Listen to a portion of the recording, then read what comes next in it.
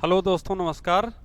मैं आलोक Pratap Singh coaching junction के इस प्लेटफॉर्म से आप सभी लोगों को सादर नमस्कार करता हूं।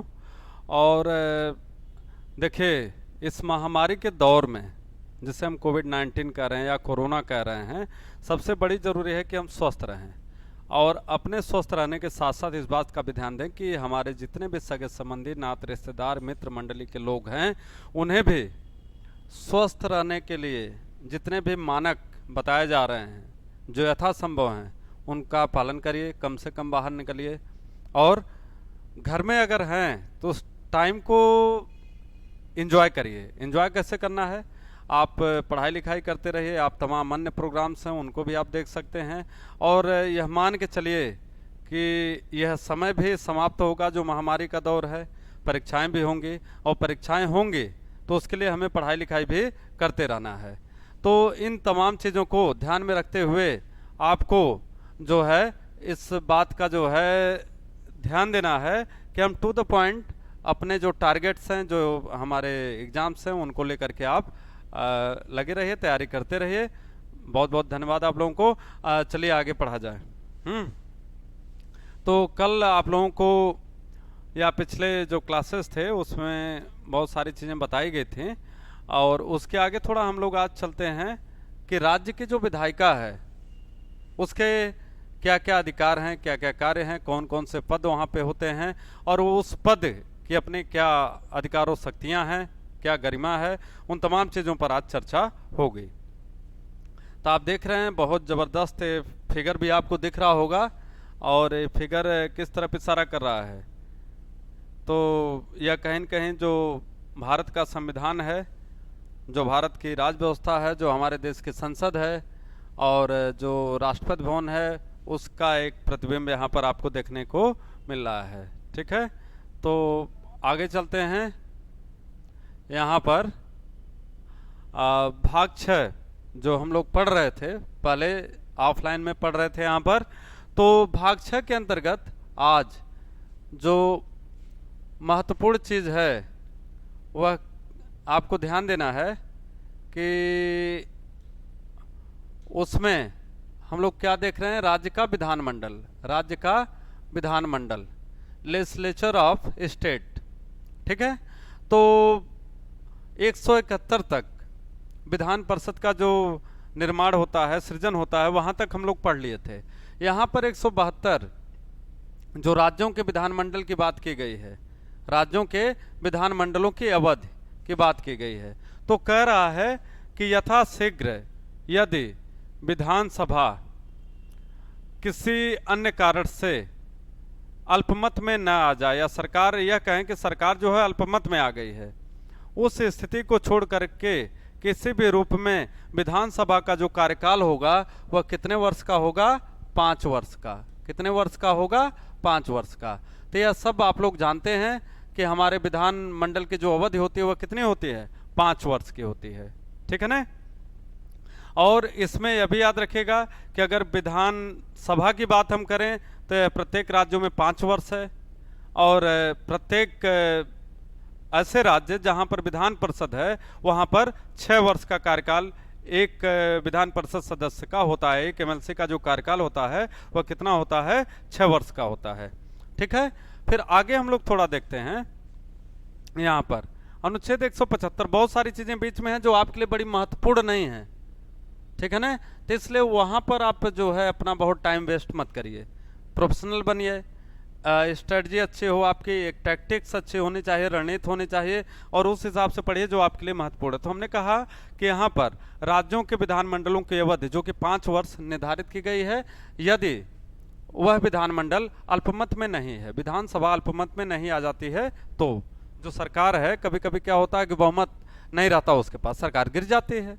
तो ऐसी स्थिति में अन्य पार्टियों को मौका दिया जाता है, लेकिन अन्य पार्टियां भी अगर सरकार नहीं बना पाती हैं तो ऐसी स्थिति में आपको क्या देखना है कि सरकार वहीं गिर जाएगी। तो भारत में ऐसे भी हालात रहे हैं, ऐसे भी समय रहे हैं जब आप देखेंगे 6 महीने की सरकारें रही हैं, तो साल भर की सरकारें रही, 1.5 साल की सरकारें हैं, 2.5 साल की सरकारें हैं और ऐसे भी बहुत सरकारें रही जो पूरे 5 वर्ष पूरा की। तो कहने का मतलब है कि एक आइडियल जो कार्यकाल है इनका निर्धारित किया गया वह कितना है? 5 वर्ष का। ठीक है ना। तो विधानसभा के सदस्यों का जो कार्यकाल होता है विधायकों का, वह सामान्य स्थिति में 5 वर्ष है, या तब तक है जब तक कि विधानसभा में उस दल का बहुमत है या सरकार है। अगर सरकार गिर गई तो उसका कार्यकाल उसी समय तक माना जाएगा। दूसरी बात यहाँ पर कह रहा है कि अगर हम विधान परिषद की बात करें उन राज्यों में जहाँ पर है, खास करके 6 राज्यों की बात मैं कर रहा हूँ जहाँ पर विधान परिषद है अभी, तो उन विधान परिषद वाले राज्यों में जो विधान परिषद है वह एक अस्थायी सदन होता है। विधान परिषद के विषय में कहा जाता है कि इसे समाप्त किया जा सकता है किंतु भंग नहीं किया जा सकता है। विधान परिषद के विषय में कहा जाता है कि इसे समाप्त किया जा सकता है लेकिन भंग नहीं किया जा सकता है, भंग नहीं किया जा सकता है। ठीक है ना, इस लाइन को याद रखिएगा। तो 175 में दोस्तों यह है, देखिए क्या दिया गया है, कहता सदन या सदनों में अभिभाषण का और उनको संदेश भेजने का राज्यपाल का अधिकार। सदन या सदनों को, सदनों का शब्द जब भी इस्तेमाल किया जा रहा है तो विधानसभा और विधान परिषद दोनों के लिए है, विधानसभा और विधान परिषद दोनों के लिए है। लेकिन अगर हम सदन की बात कर रहे हैं तो सदन का मतलब होता है उन राज्यों में जहां पर सिर्फ विधानसभा है। तो भारत के सभी राज्यों में, ज्यादातर राज्यों में हम कह सकते हैं सिर्फ विधानसभा है, लेकिन 6 ऐसे राज्य हैं जहां पर विधान परिषद है, जो हमने आपको पिछले क्लासेज में बता भी दिया था कि किन राज्यों में हमारे विधान परिषद और विधानसभा दोनों है। ठीक है, तो यहां पे कह रहा है 175 में कि राज्यपाल को यह अधिकार प्राप्त होगा कि वह अभिभाषण या संदेश भेज सकता है। तो यह उस स्थिति में होता है यहां पर कि जैसे कोई ऐसा विधेयक जो महत्वपूर्ण है, पेंडिंग है, या सदन के बीच अधिवेशन जो है, जो उसका सत्र होता है वह नहीं शुरू हो पा रहा है, तो वहां पर वह अपना भाषण देता है। अब फिर कह रहा है 176 में, देखिए कह रहा है राज्यपाल का विशेष अभिभाषण। तो यह जब विशेष अभिभाषण कहा जा रहा है, याद रखिएगा, राज्यपाल का विशेष अभिभाषण, तो विशेष अभिभाषण का तात्पर्य यहाँ पर होता है जब विधानसभा का गठन होता है, विधान परिषद का गठन होता है, तो राज्यपाल को यह अधिकार होता है कि वह वहाँ संबोधन दे, वहाँ पर भाषण दे।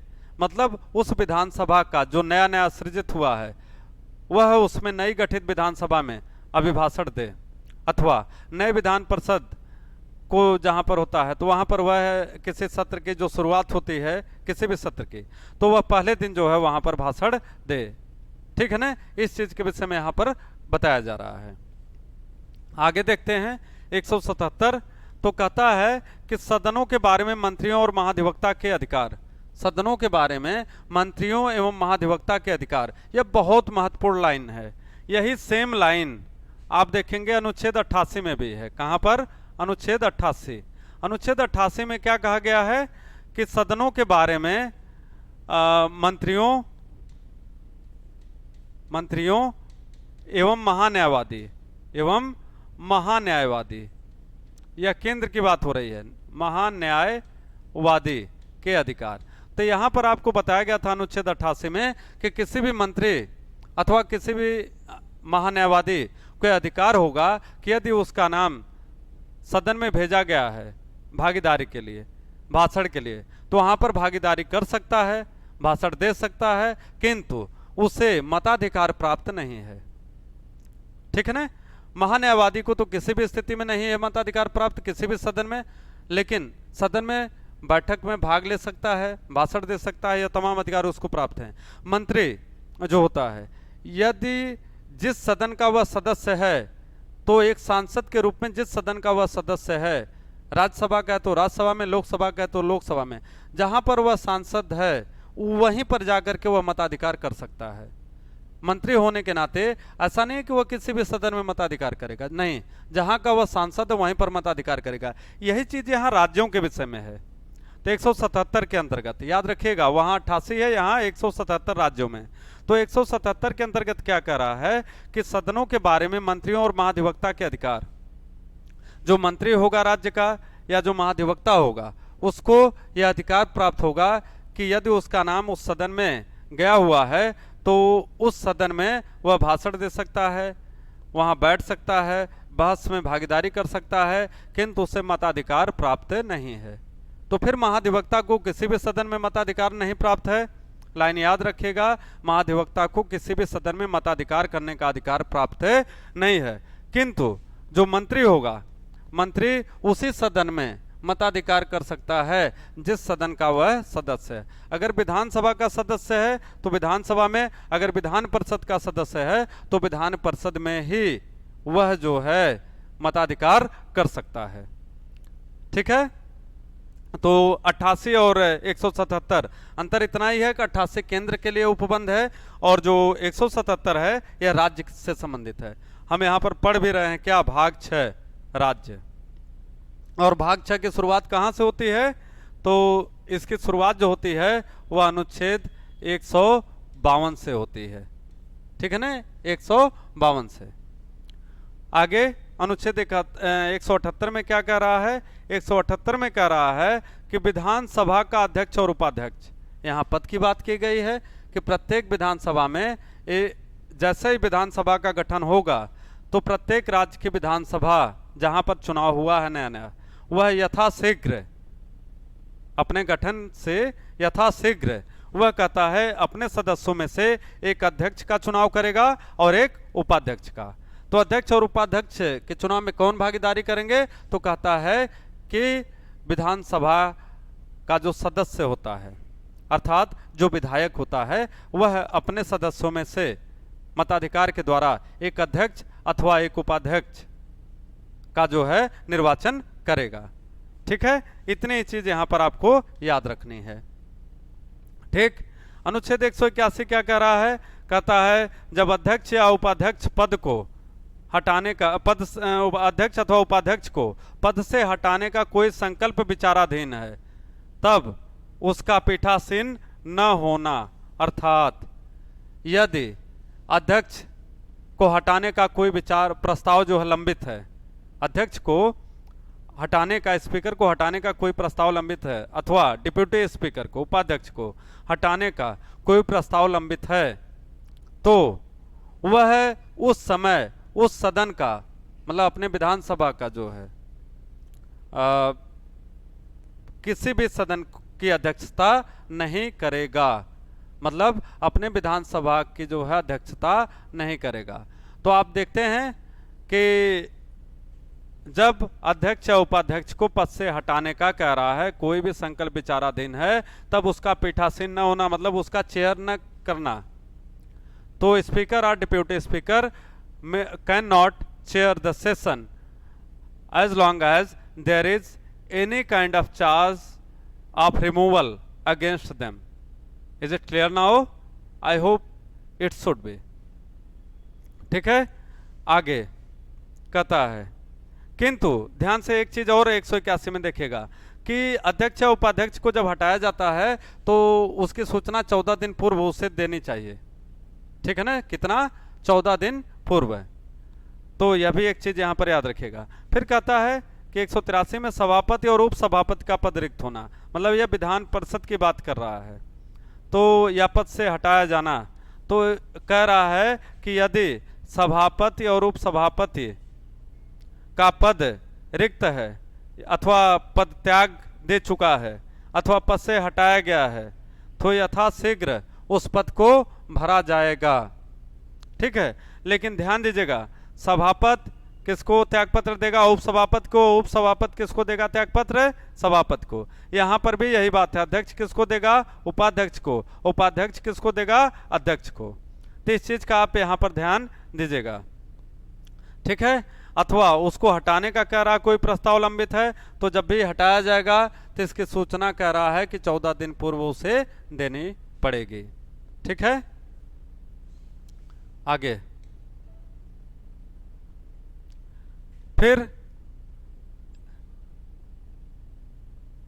यहां पर कह रहा है 186 के अंतर्गत अध्यक्ष और उपाध्यक्ष तथा सभापति के वेतन और भत्ते। तो वेतन और भत्ता कहां पर दिया गया है, कह रहा है कि भारतीय संविधान का जो अनुसूची 2 है, अनुसूची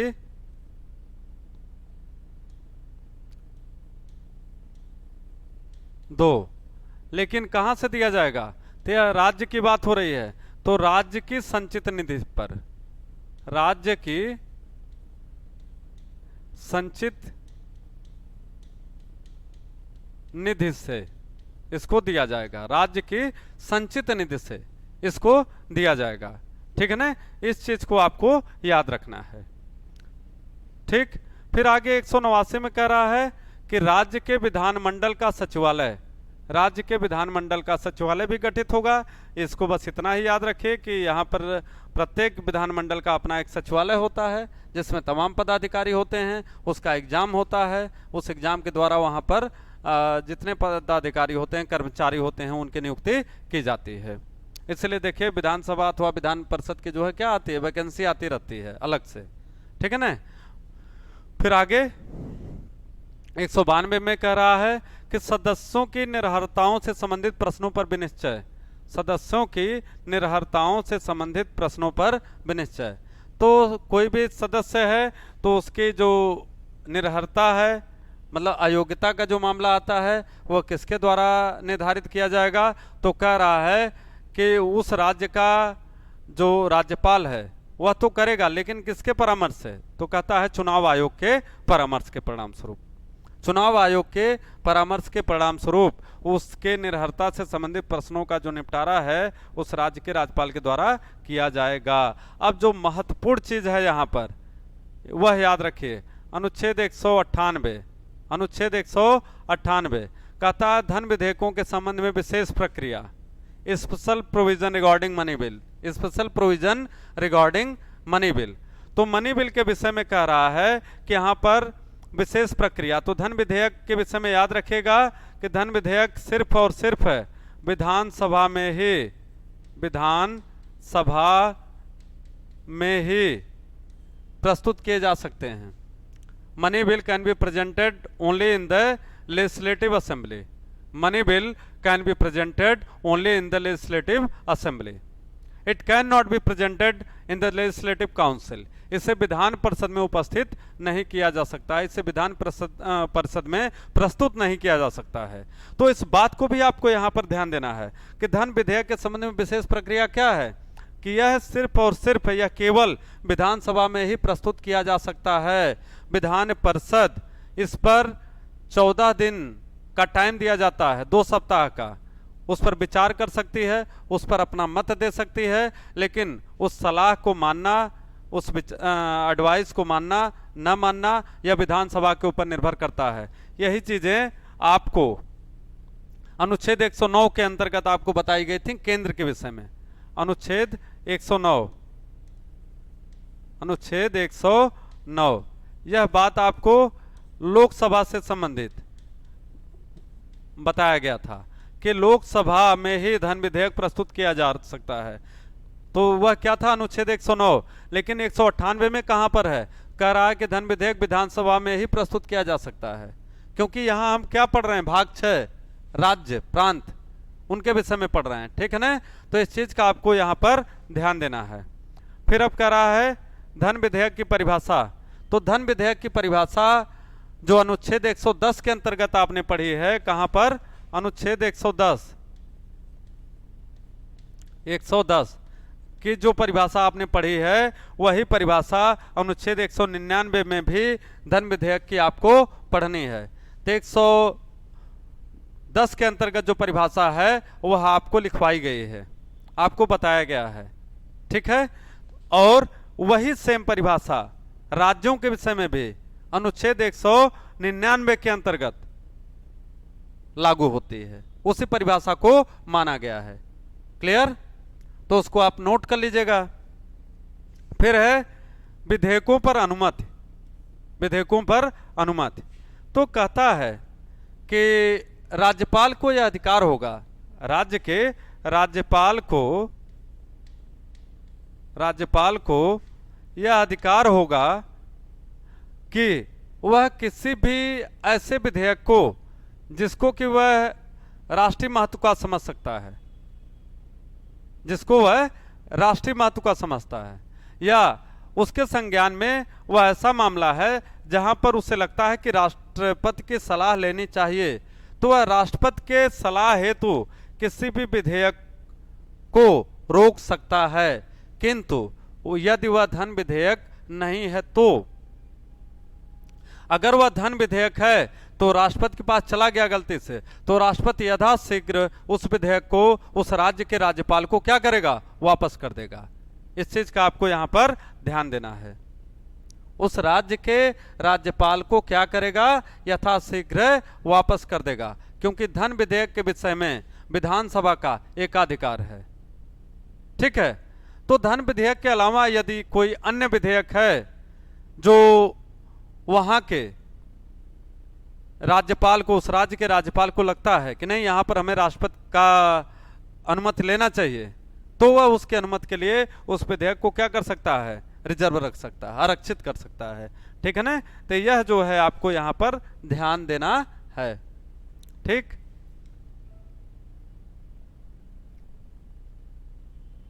फिर आगे देखिए अनुच्छेद 201। अनुच्छेद 200 बहुत इंपॉर्टेंट है, ध्यान से सुनिएगा। अनुच्छेद 200 बार बार आपके किसी भी एग्जाम में पूछा जाता है, चाहे वह वनडे एग्जाम हो या सिविल का एग्जाम हो, कहीं का भी हो, या टीचिंग से संबंधित एग्जाम हो। अनुच्छेद 200, 201 यह दोनों बहुत पूछा जाता है। 198, 199, 200, 201 चारों अनुच्छेद बहुत इंपॉर्टेंट हैं। ठीक है ना। 201 में क्या कह रहा है कि 201 में कह रहा है विचार के लिए आरक्षित विधेयक। तो किसके विचार के लिए, राष्ट्रपति के विचार के लिए आरक्षित विधेयक। तो कहता है कि राज्यपाल को अधिकार है कि वह राष्ट्रपति के विचारार्थ कोई विधेयक आरक्षित रख सकता है, लेकिन यदि वह विधेयक धन विधेयक है तो तुरंत उसे वापस करना है। ठीक है ना। तो वहां पर 200 में क्या कह रहा है, अनुमति लेने के लिए कि अगर राज्यपाल अनुमति देगा तो ठीक है, हम उसको आप विधानसभा को वापस कर देंगे। राज्यपाल इस संज्ञान से उसे आरक्षित रखता है। और यहां पर कहता है कि राज्यपाल ने सीधे सीधे राष्ट्रपति के विचारार्थ हेतु आरक्षित कर लिया। तो इस लाइन को समझिएगा और ये बहुत इंपॉर्टेंट है। ठीक है। फिर है 202 में क्या कह रहा है, वार्षिक वित्तीय विवरण, annual financial statement. Annual financial statement तो आपने यहां पर देखा होगा अनुच्छेद 112 में, अनुच्छेद 112 में एनुअल फाइनेंशियल स्टेटमेंट, वार्षिक वित्तीय विवरण के विषय में चर्चा की गई है। अनुच्छेद 112 के अंतर्गत वार्षिक वित्तीय विवरण या एनुअल फाइनेंशियल स्टेटमेंट की बात की गई है। तो यह जो एनुअल फाइनेंशियल स्टेटमेंट की बात है, यह राज्यों के विषय में अगर हम बात करें तो यहां पर सीधा सीधा दिया गया है। यह किस अनुच्छेद के अंतर्गत आता है, 202। जिसे हम बजट कहते हैं। इसका एक नाम क्या हो सकता है शॉर्ट में, बजट। तो बजट के विषय में जो लाइन है, तो संविधान में चूंकि बजट शब्द का प्रयोग नहीं किया गया है, संविधान में बजट शब्द का प्रयोग नहीं किया गया है, इसे क्या कहा जाता है, एनुअल फाइनेंशियल स्टेटमेंट, वार्षिक वित्तीय विवरण। ठीक है ना। इस चीज को याद रखिएगा। पूछा जाता है संसद में कि संविधान में बजट शब्द किस अनुच्छेद के अंतर्गत है, तो आपको याद रखना है कि वास्तव में बजट सत्र जो है, बजट शब्द जो है, यह है संविधान के किसी भी अनुच्छेद में नहीं दिया गया है। ठीक है। शब्द क्या बजट की जगह पर इस्तेमाल किया जाता है, एनुअल फाइनेंशियल स्टेटमेंट, वार्षिक वित्तीय विवरण। ठीक। अब अनुच्छेद 210 में क्या कह रहा है, 210 में कह रहा है कि विधानमंडल में प्रयोग की जाने वाली भाषा, विधानमंडल में प्रयोग की जाने वाली भाषा। तो कौन सा भाषा विधानमंडल में प्रयोग किया जाएगा भैया, तो यहां पर सीधी सी बात कह रहा है हिंदी, इंग्लिश अथवा उस राज्य की भाषा, हिंदी, इंग्लिश अथवा उस राज्य की भाषा के प्रयोग का यहां पर वर्णन किया गया है। किंतु यदि कोई ऐसा व्यक्ति हो जो किसी जनजातीय क्षेत्र से आता हो या किसी ऐसे क्षेत्र से आता हो जहां पर उसे हिंदी, इंग्लिश या उस राज्य की भाषा न आकर के उसकी अपनी कोई लोकल भाषा हो, तो उसे उसमें भी भाषण देने का अधिकार या प्रश्न पूछने का अधिकार प्राप्त होगा। उसके लिए अनुवादक का उपबंध किया गया है। ठीक है। अब फिर कह रहा है विधानमंडल में चर्चा पर निर्बंधन। तो किसी भी राज्य में जो विधानमंडल होगी उस पर जो है कह रहा है कि यह है उस राज्य की न्यायपालिका अर्थात हाई कोर्ट के विषय में बात हो रही है। वही केंद्र में दिया गया है कि संसद को सर्वोच्च न्यायालय या हाई कोर्ट के विषय में चर्चा करने का अधिकार नहीं प्राप्त है। ठीक है ना।